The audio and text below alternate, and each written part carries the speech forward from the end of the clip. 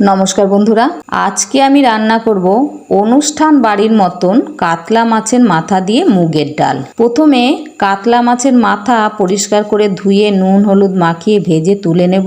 ওই তেলের মধ্যে তেজপাতা, শুকনো লঙ্কা, দারচিনি, এলাচ, লবঙ্গ আর গোটা জিরে, গ্রেট করা আদা ফোড়ন দিয়ে একটু নাড়াচাড়া করে দিয়ে দেবো পেঁয়াজ কুচি। পেঁয়াজ একটু ভাজা হলে দিয়ে দেবো রসুন কুচি। এরপর দেবো জিরে গুঁড়ো 1 চামচ, ধনে গুঁড়ো 1/2 চামচ। এরপর দেবো টুকরো করে কেটে রাখা টমেটো আর চেরা কাঁচা লঙ্কা। এরপর আগেই আন্দাজ মতো নুন, হলুদ, কাঁচা লঙ্কা দিয়ে মুগের ডাল সেদ্ধ করে রেখেছিলাম।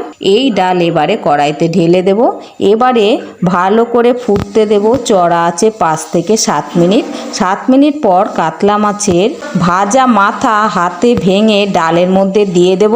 এবারে মাঝারি আছে আরও 5 মিনিট ফুটিয়ে দিয়ে দেব সামান্য গরম মশলা গুঁড়ো, ঘি। আরও 2 থেকে 3 মিনিট ফুটিয়ে শুকনো খোলায় কারি পাতা ভেজে আগেই গুঁড়ো করে রেখেছিলাম, এবারে সেটাও দিয়ে দিলাম। আর দেব স্বাদের জন্য চিনি।